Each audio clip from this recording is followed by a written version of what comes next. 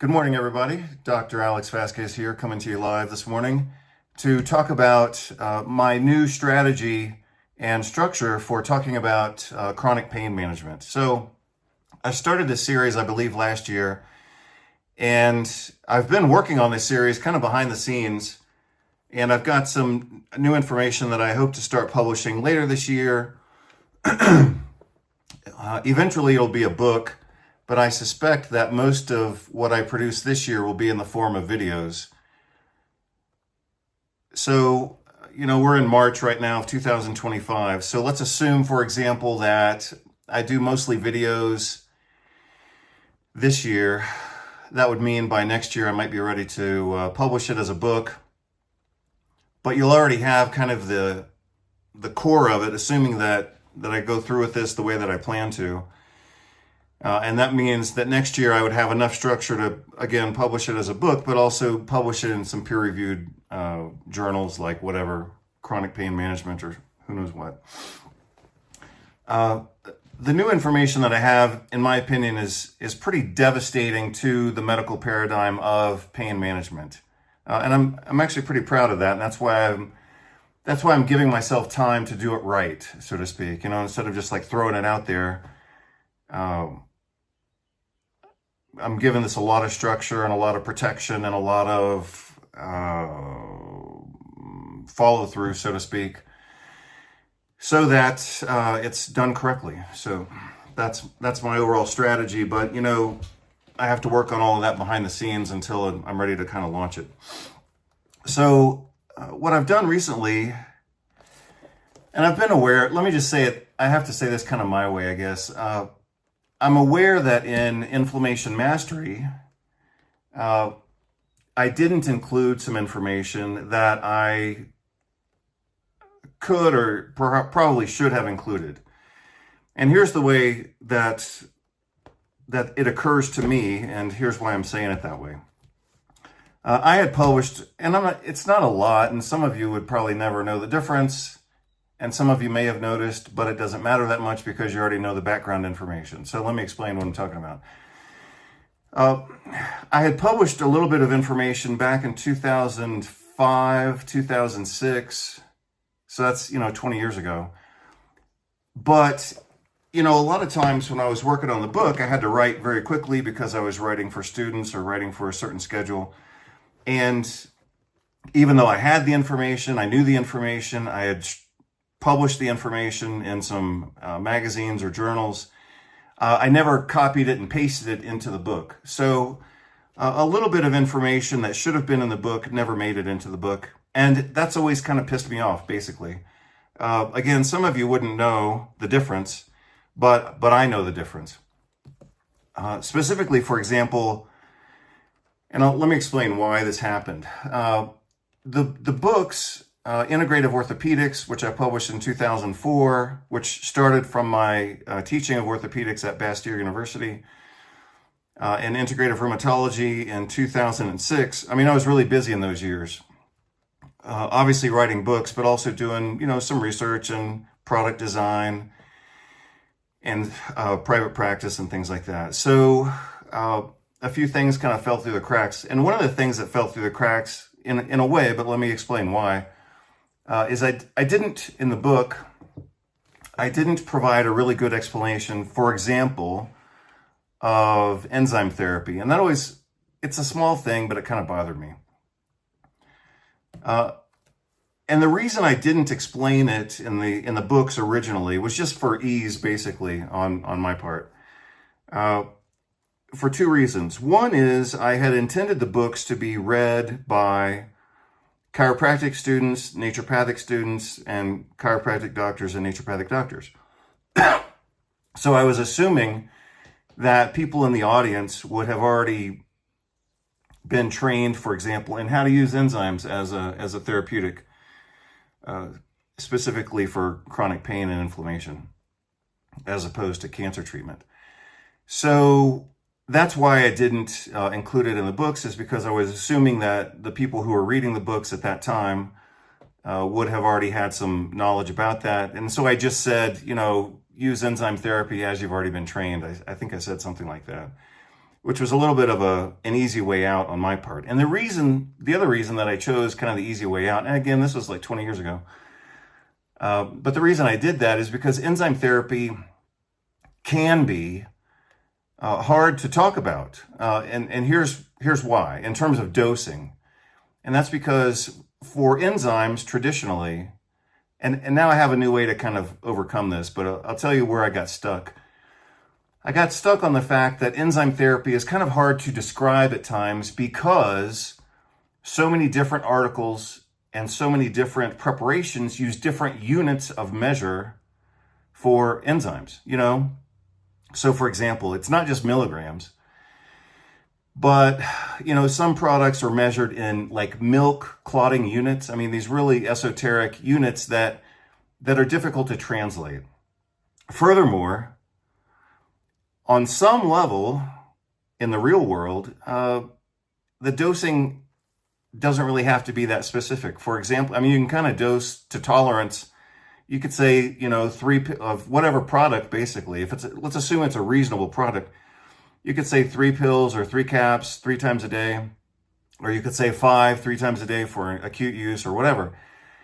Enzyme therapy is definitely dose response related in terms of its therapeutic benefits. So if you want more benefit, you take more enzymes. And, you know, within some realm of being reasonable, we don't really have an upper ceiling for that.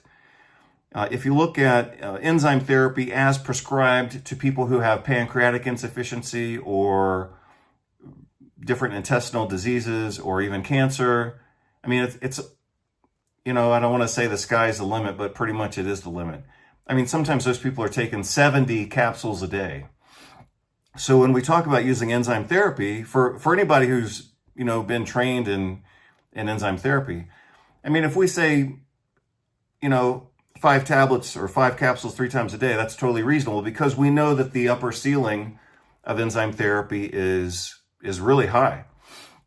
And the reason for that, of course, is that the body has a mechanism for dealing with enzyme therapy. Your body recycles your own pancreatic enzymes. So it's not like your body, as it does with hydrochloric acid. So for example, like when your stomach makes hydrochloric acid after you eat something, your stomach, you know, throws out that hydrochloric acid, and then your body has to make more hydrochloric acid and more hydrochloric acid because your body doesn't have a way to recover or recuperate that loss. But that's not true with pancreatic enzymes. Your body has very specific pathways for dealing with proteolytic, lipolytic enzymes. It's called enterohepatic recirculation. So when your pancreas makes enzymes, digestive enzymes, those enzymes get reabsorbed in the intestine and then recirculated back to the like portal circulation, and then those enzymes get recycled. So again, it's called enterohepatic recycling or enterohepatic recirculation. So, you know, on the one hand, in my opinion, I didn't describe it adequately in the book, even though I had described it adequately in some other publications. But I don't think I ever actually put it in the book. So I want to kind of recover from that loss or that oversight. So again, that's really the only example I have. The other, you know, some of the more common treatments that we use for pain management, you know, non-pharmacologic pain management, niacinamide, glucosamine sulfate, not glucosamine hydrochloride, chondroitin, fish oil, vitamin D. We have a lot of different treatments and all the botanicals, of course. A lot of botanicals. I just want to review that data and kind of refresh it and make sure that if I accidentally skip something in the book, then I want to have a chance to kind of make sure that I talk about it. So my strategy, as I mentioned at the start of this video, my strategy for reviewing that information now is to see what I put in the book and compare that with what I know now and thinking, wow, I should have said more about that or less or changed my opinion. I also recently purchased one of my own books. I just bought a copy of this. I published this for the Institute for Functional Medicine. Well, I guess they published it, but I wrote it. at their request. This was back in 2008. So yeah, it has some years on it. But I wasn't able to find my original documents. So the only way I could access this information was to buy it again. I had to buy it myself. You can tell it's a used copy. Obviously, gosh, that's so weird. See that coffee stain on there? That actually looks like my coffee stain. Because I did have a copy of my own book, of course, but I also have, this was back in 2008. I was living in Fort Worth, Texas, going to medical school. That's weird. I don't know why. I think my copy of the book was also had a coffee stain on it, and then this one does too. Anyway, I bought this used. Maybe it's my own book. That would be so weird. I wonder if I wrote anything in it. So I just got this a few days ago. That's weird. And like I said, like I started to say, I don't have the original documents anymore. So the only way I could access my own book was to actually go buy a copy of it. So I'm going to, again, I'm going to see what I wrote in Inflammation Mastery. I'm going to see what I wrote here and kind of merge all that together. I actually plan to scan this into text and then update the text, which is why I went ahead and purchased it. So those are two of the main sources I'm going to use. I also happen to have the new edition of Alan Gaby's book, Nutritional Medicine. I'm going to look through that and see what he says. And the fourth source, of course, is going to be, the new peer-reviewed research. So, these are tertiary texts. Then I'll go to secondary review articles and obviously some primary research as well. So that's my plan. I've been thinking about, as I mentioned last year, I had been thinking about doing this series on chronic pain management after I looked at some articles that showed the medical management of chronic pain just to be a complete disaster. And I think most of us already knew it was a disaster, but we knew intuitively. But what surprised me was looking at the review articles published by the American Academy of Family Physicians, and even they admit in their own articles that it's basically a lost cause, the way they manage chronic pain. And some of you will remember that I did a review of a presentation out of Harvard Medical School. And let's assume that that's representative of the current practice and science and perspective on chronic pain from a medical perspective. And it was totally ridiculous, totally ridiculous. So when I post this particular video, on the same page, I'll post the links to those other video reviews that I did last year, because this is ultimately building into something, positive and new. So, Pablo Picasso said, every act of creation is at first an act of destruction. And so I've already kind of destroyed the old paradigm, in my opinion, sufficiently well. So I plan to just be constructive from this point on. And I reasonably presume that this work will also make it into the new book and the new videos that I talked about publishing, just for the sake of completion. And then I'll probably publish that as a book or a peer-reviewed article next year. So all of this does have, a direction, a future, a final, result. But it just took me a little bit of time to kind of get the resources and enough reflection on how to do this in the most complete way possible. And now I think I've got it. So, like I said, I'm going to start with this. I'll review what I said here and try to make up for any deficiencies that I think I find. I'm going to look at my own book that I wrote for the Institute for Functional Medicine, and then I'll look at Alan Gaby's book and see what he's got. This is the third edition.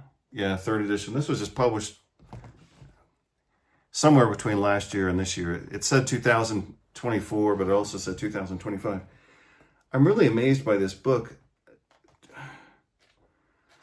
Like I said, when I published this for IFM, they sent me like 5 free copies or maybe 10 free copies. And I think that my copy of the book actually had that line on it, because that's why I kept the defective copy.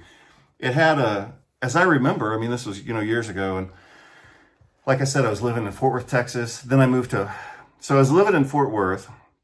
Then I moved to Austin, Texas. And then I moved to Bend, Oregon. And then I moved back to Austin, Texas. And then I moved to Portland, Oregon. And then I moved to Bogota, Colombia. And then I moved to Barcelona, Spain. And then San Sebastian. I mean, that's like 10 moves. San Sebastian, Tarragona, Orense, Miami, Pittsburgh. I mean, I moved like, I don't know, 10 or 12 times. But I think just strikes me as unusual that this may actually be my own book, because the copy that I kept for myself had a defect on it. And I think it actually had a coffee stain on it. And this one has a coffee stain. Anyway, I'll figure that out later. I'm having kind of deja vu, I guess, right now. So anyway, that's the plan. I'm going to review these 3 books. I'll look at whatever the new research is. I'm going to, massage and mature this over the next year, and then maybe I'll publish it in a paper book next year. Or maybe this year. I don't know if I get to it. I keep thinking these things are going to go fast, but then they don't go fast. But again, part of the reason that it's not going fast is because I'm trying to do it right. I've got a lot of structure behind this, and structure takes time, So anyway, just wanted to give you a quick update. Hope you're all doing well. Hopefully you're all happy and drinking coffee, or in this case, hot chocolate with protein powder, because I have to leave in 20 minutes, but I haven't had breakfast, like solid food yet. So right now I'm just getting by on liquid nutrients. Anyway, hope you're all doing well, and talk to you soon on the website. Bye.